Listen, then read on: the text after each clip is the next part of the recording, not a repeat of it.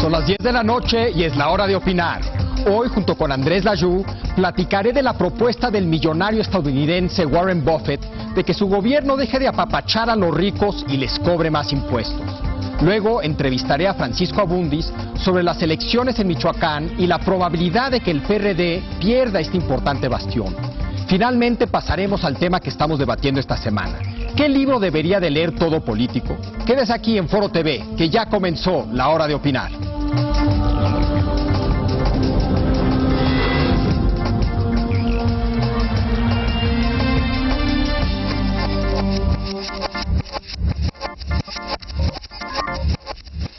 A nombre de Leo Zuckerman, titular de este espacio, muy buenas noches. En un editorial publicado hace unos días en el New York Times, el multimillonario estadounidense Warren Buffett incitó a su gobierno a que incremente los impuestos de los más ricos. Según la revista Forbes, la fortuna de Buffett asciende a $50,000 millones.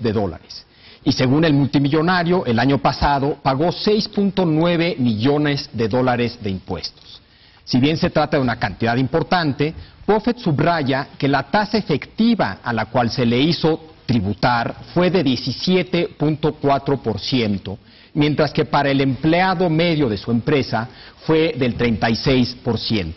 El punto central que Buffett busca transmitir en este artículo es que mientras que la mayoría de sus compatriotas enfrentan serios problemas económicos, el gobierno se empeña en apapachar a los más ricos y limita las soluciones al déficit a recortes en el gasto público.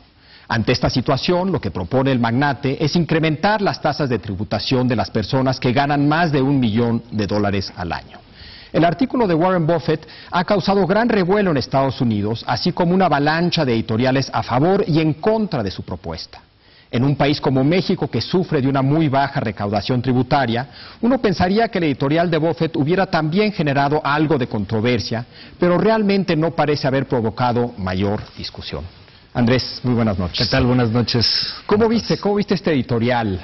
Yo creo que es una editorial realmente muy interesante. Es decir, en realidad, en la discusión que se ha llevado a cabo en Estados Unidos en los últimos meses sobre el déficit y los impuestos, fue bastante inesperado de repente ver al tercer hombre más rico del mundo decir, por favor, cóbrenme más impuestos, yo estoy listo para contribuir en la reducción del déficit. Y creo que es importante en el contexto más amplio de la discusión, digamos, entre las corrientes económicas, que es una discusión que yo creo que llevará al menos 20 años de manera estridente, que es una posición neoliberal, o por lo menos más liberal, que dice que no hay que cobrarle muchos impuestos a los más ricos, y que es la posición que tenía George Bush, el gobierno de George Bush, porque esos más ricos son los que invierten.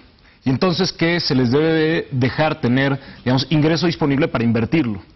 Y resulta, o por lo menos en los argumentos de Warren Buffett, y es lo que lo hace interesante, dice, pues no es cierto. Yo y mis amigos multimillonarios, cuando vemos una buena decisión de inversión, invertimos más allá de cuánto se cobre de impuestos. Primero pensamos en lo que se puede ganar por la inversión y después calculamos a ver cuánto sale, ¿no? Entonces creo que por lo menos la balanza de la discusión creo que la modifica un poco. Claro. Sí, tiene ese argumento y creo que vale la pena también subrayar otros dos argumentos que utiliza en su editorial, y uno tiene que ver con la coyuntura, ¿no? Su argumento en parte es un argumento que reconoce que están en una situación muy difícil, que reconoce que se necesitan hacer sacrificios y que él está dispuesto a hacer ciertos sacrificios, ¿no? Entonces, parte de su argumento tiene que ver con la coyuntura, ¿no? Pero también hay un argumento de equidad. También está el que tú mencionas, que es, y además esto no va a tener el impacto negativo que muchos han argumentado, porque él nunca lo ha tenido. El mito de los recortes a los impuestos de los ricos, ¿no? Y también creo que tiene un argumento importante de equidad, ¿no? Argumenta que la idea es que los que más tienen, más contribuyan, y que lo que ha estado sucediendo durante las últimas décadas en Estados Unidos es exactamente al revés, y da unos datos muy precisos de cómo los ricos son cada vez más ricos y cada vez aportan menos en impuestos. Entonces, no solamente no están aportando más los que más tienen, sino que al contrario, y de ahí viene la idea de que los están apapachando, sino que cada vez están aportando menos. Claro, y en los últimos 20 años en Estados Unidos la desigualdad ha incrementado. Sí. En buena medida porque se han reducido los impuestos a los más ricos. Es decir, la discusión, y yo por eso creo que es muy interesante la discusión, ya ha sido planteada de frente por los demócratas que están en el gobierno, aunque tienen minoría en el Congreso, y los republicanos siguen sosteniendo la tesis que viene desde Reagan, pero incluso los impuestos que se cobran ahorita a los más ricos en Estados Unidos son menos que los que se les cobraban en el gobierno de Reagan, que era un gobierno, exacto, era un gobierno particularmente neoliberal. Y lo curioso es que han salido varias figuras del gobierno de Reagan también a criticar estas políticas actuales de cobrar tan pocos impuestos en términos generales y en particular a los ricos. Pero hay varios argumentos que han surgido a raíz del editorial que vale la pena... Estoy seguro que estamos de acuerdo prácticamente en todo aquí, pero yo trataré hay que poner todo sobre la mesa por argumentar el otro lado. Ya mencionaste uno, ¿no? Que el subirle los impuestos inhibiría la inversión y sobre todo cuando se trata de impuestos sobre dividendos y sobre ganancias de capital, ¿no?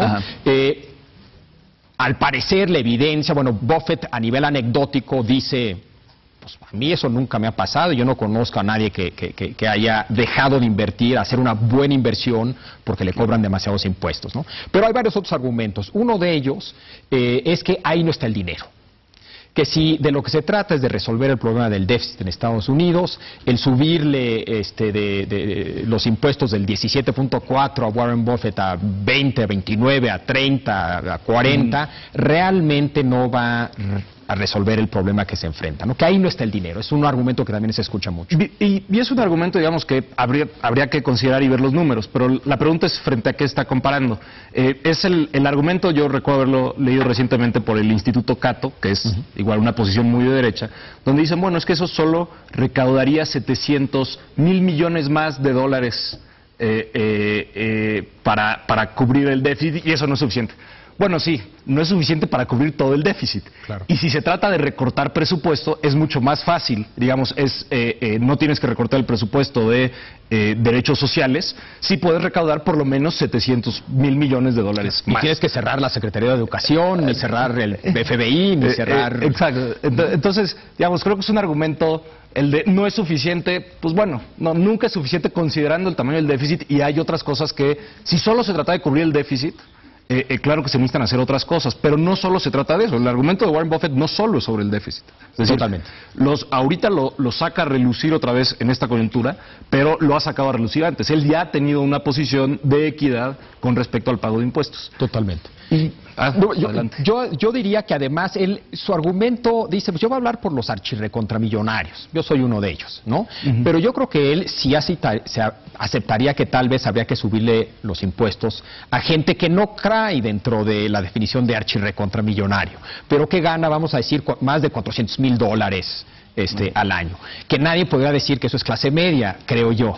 No, de por sí, si el límite es $250,000, es el bracket más alto, ¿no? Exacto, ¿no? Y ahí es donde Obama es donde lo quiere bajar, ¿no? Que subirle los impuestos a gente que gana arriba de $250,000, ¿no? Entonces sí, probablemente habría que subirle los impuestos a gente que gana, no como Warren Buffett, pero que gana, no sé, $500,000 al año, ¿no? Entonces, y creo que él mismo lo aceptaría, ¿no? Claro. Pero creo que ahorita en este editorial estaba hablando por los archirrecontramillonarios, ¿no? Y ya hubo eco de ese discurso, por lo menos en Francia. No, creo que eso es ahorita que decías al principio, que en México se ha discutido poco, pero es interesante lo de Francia. Es decir, en Francia acaba de publicar un grupo de grandes accionistas de empresas francesas, digamos, de las más grandotas, diciéndole al gobierno, considerando que no queremos tener una crisis fiscal y que reconocemos, yo creo que esta es la clave en el discurso de los millonarios franceses, reconocemos que el ambiente económico francés y europeo es lo que ha permitido que generemos riqueza,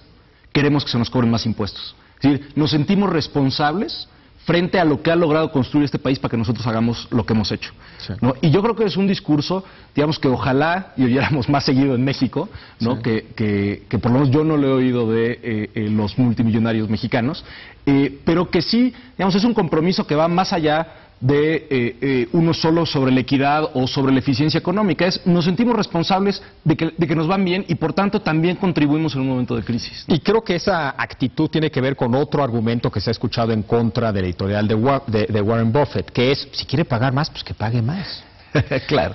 Creo que ahí es importante entender que la propuesta no es si alguien individualmente quiere o no quiere, no es un tema individual, precisamente claro. El discurso de Warren Buffett y más claramente el discurso de estos franceses es que se trata de un tema de solidaridad y de ser miembro de una comunidad y que no debe de ser una decisión individual, que precisamente el valor aquí es el valor de la solidaridad y de la comunidad que toma decisiones, que unos que tienen toman decisiones a favor de otros que no tienen, porque se sienten partes de una misma comunidad, ¿no? Entonces la idea de que si él quiere que pague, pues creo que pierde de vista precisamente el discurso de fondo que es el importante, que es este de solidaridad y del valor de la comunidad para todos los países, incluido Estados Unidos. Y tratando de traer la discusión a México, es decir, por lo menos ya una repercusión que leí fue el ministro José Ramón Cosío escribió un artículo haciendo referencia al artículo de Warren Buffett diciendo en México tenemos que discutirlo.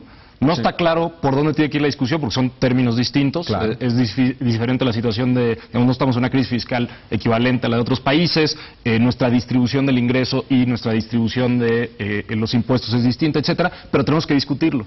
Y ahorita buscando, digamos, en México no es fácil encontrar datos sobre recaudación fiscal y el impacto en diferentes niveles de ingreso, pero para tener una primera idea, en el caso del impuesto sobre la renta, de distintos estudios que se han hecho entre 2005 y 2006 por diferentes universidades, por ejemplo, en el caso de actividad empresarial y profesional, la evasión, olvida si se cobra más, que ahorita está en 28% el tope más alto, se calcula entre 77 y 80% de evasión. Eso son dos documentos, uno del Colmex y otro del ITAM.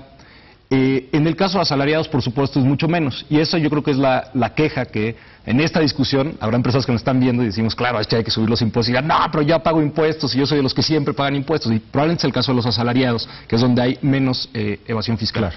Pero también una cosa interesante es que en México ha habido, y en algunas cosas somos más papistas que el Papa, ha habido una reducción entre mediados de los años 80 hasta la fecha del ISR muy importante. Es decir, rondaba el 40%, bajó al 35%, y el ISR a las empresas y a las personas fue convergiendo en 28%.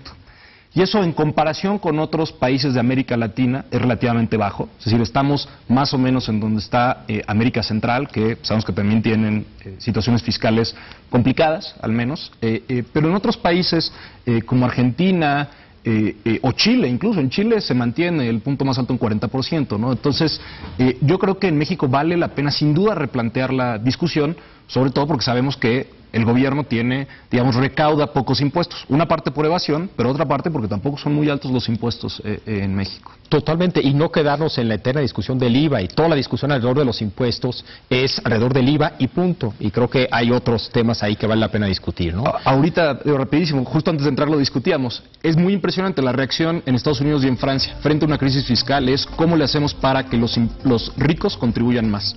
En México, cada vez que hay una crisis fiscal, es cómo le hacemos para subir el IVA. Exacto. Entonces, creo que hay una diferencia sustancial en la discusión y hay que tratar de pensarla de otra manera. Totalmente. Bueno, pues Andrés, muchísimas gracias. Muchas gracias, Javier. Y hacemos un breve corte y regresamos para platicar con Francisco Abundis, director de Parametría, sobre las próximas elecciones en Michoacán. Quédese aquí en Foro TV, que continúa la hora de opinar.